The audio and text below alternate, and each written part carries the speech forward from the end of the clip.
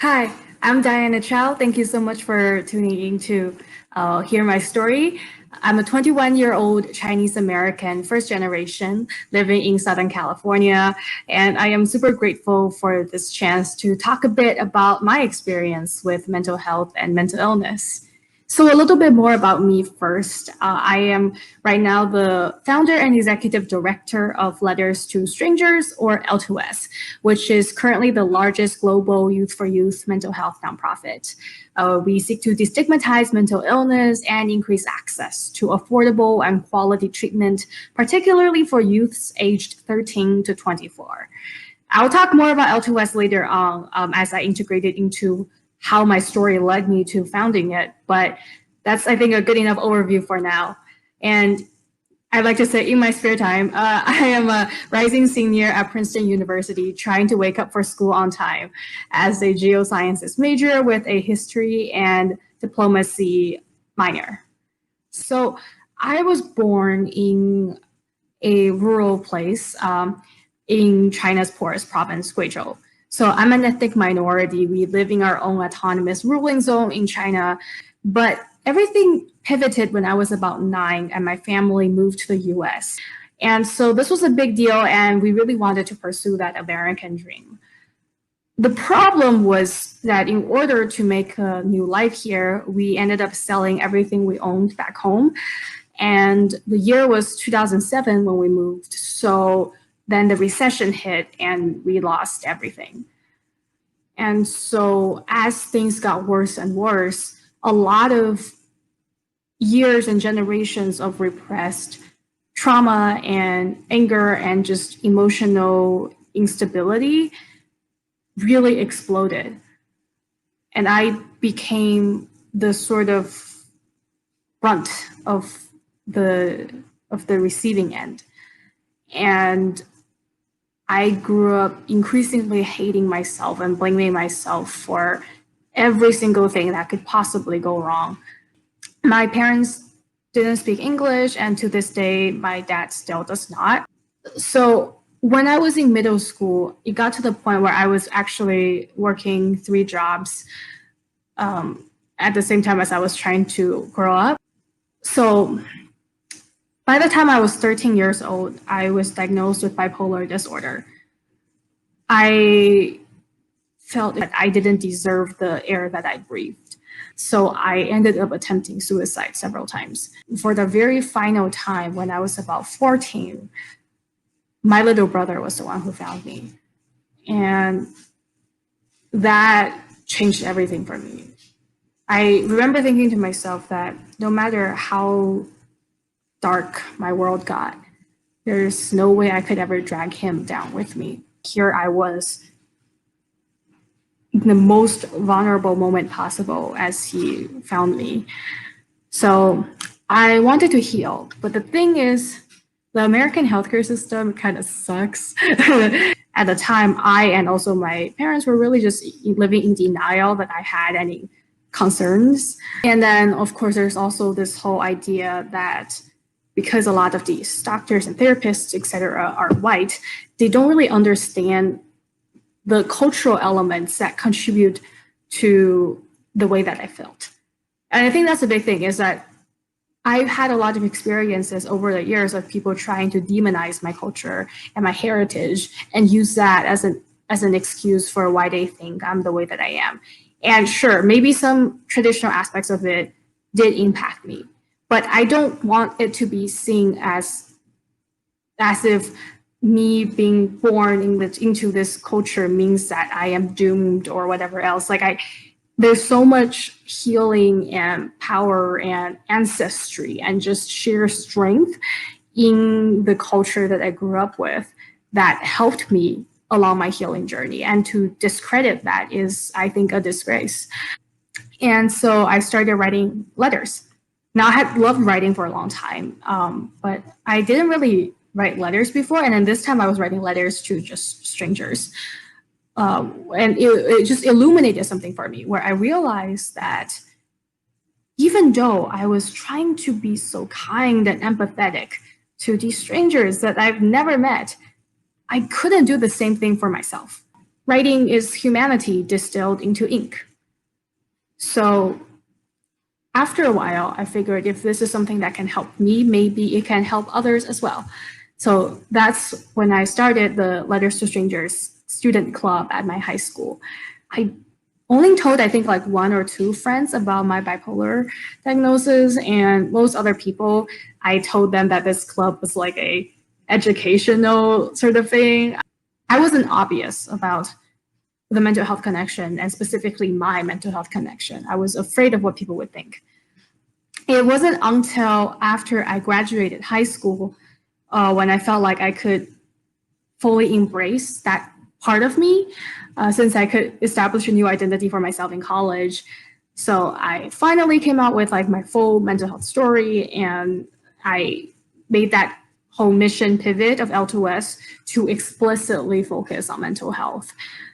And then with that came like this really awesome growth that I never imagined could happen, where more and more people started to join L2S and just their chapters, and our programming expanded until now we have over 35,000 people in our network on over 20 countries in 6 continents around the world. And I've been very lucky to have been recognized for this work by some really cool people. So this year I was a Princess Diana Award winner. Last year I was Oprah Magazine's Health Hero. And I was the only American winner of the Global Changemakers cohort in 2019, etc. But, you know, like with all these accolades, they're nice, but I think it's maybe it's the Buddhist in me, but I think I am thinking more about this as my attempt at living this second chance at life, right?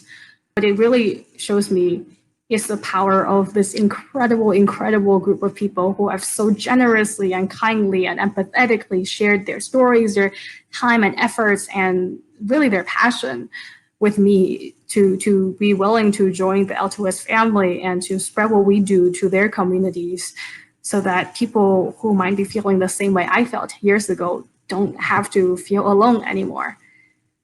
That's something that I am just like so in awe of, the sheer incredible people who have dedicated their time to this cause, and me being able to be a witness, be a partner, be an amplifier in that is a really gratifying and humbling thing. So one thing that I didn't know for a very long time was the existence of psychosomatic symptoms, which is basically physical manifestations of psychological distress. This is something that's been shown to be particularly prevalent among minorities, especially Asian Americans in many ways, because our cultures tend to emphasize that mind-body connection. And so when there's that stigma against mental illness, sometimes it's easier for us to seek help for physical symptoms instead.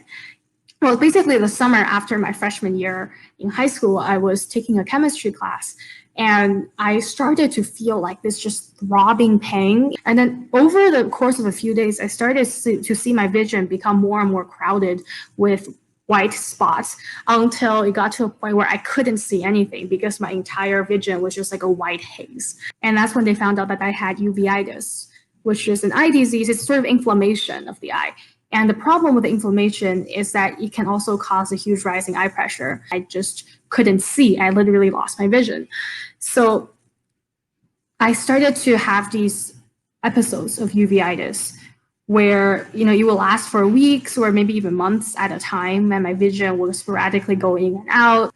Like I literally went to every pediatric ophthalmology like specialist in our area. I even went to see rheumatologists 2 hours away. No one could figure out what was the cause. And the worst came when I was a sophomore in high school. I woke up and I was throwing up blood. So my mom rushed me to the ER, and that's when they found out I had like a huge episode of uveitis. I had a 110-degree Fahrenheit fever, and I couldn't hold down anything, not even water. And I soon basically lost my hearing as well. Like everything was just so inflamed. I legitimately thought I was going to die. I went into a very deep sleep I woke up and my mom was there. But I asked her, I was like, so what day is it? What time is it? So she told me that it was a few days later and what time it was, etc. And I was like, oh my God, I'm going to miss AP Chem. And that's when I realized, wow, these are, the juxtapositions of life, right? Like when you have all these other things that's going on, you try to find solace and stability in more socially accepted things, like trying to achieve academic success and blah, blah, blah. So point being, it was only until very recently, a few years ago, at this time, like I had started to hear about like the idea of somatization. I knew that people with PTSD might experience things like chronic back pain, or some Cambodian refugees even experience psychosomatic blindness. And I started to think about like when in my life I had these episodes. And I realized that they were always following these stress inflection points. And actually, for the past 2 or so years, for the first time since I started having this disease, I've been episode free. And these past 2 years have also been, I think, my most healing years mentally and emotionally. So I can't deny the very obvious connection there, especially because every single possible test we could have done to figure out like a biological reason for my uveitis came back as fine. So anyway, I'm at a point now where I think I'm very lucky to be able to share my story like this. And it took a lot of time to get here, a lot of writing. Before I wrap this up, one thing that I would really love to just share with you all is at L2S, we published the world's first Youth for Youth mental health guidebook last November. And it's this 80,000 word, fully illustrated A to Z of mental health. And it covers things like the basics, like types of mental disorders and how to navigate the healthcare system. But it also goes deep into intersectional things that I wish I had like information and education on back when I was a kid. So things like how race, ethnicity, religion, etc. affect mental health. And so this book was written entirely by 14 to 21-year-olds, but also reviewed by medical and industry professionals and experts from around the world. And if you want, you can download it in black and white for free on our website, letterstostrangers.org, or you can support us by purchasing a digital or physical full color copy and enjoy all the wonderful art. So that's kind of the gist of my story. If you're interested in learning more, you can follow us on social media at L, the letter L, the number 2, the letter S, mental health. So at L2S mental health. And that's all. Well, so thank you so much for listening. My name is Diana Chow, and my story is my superpower.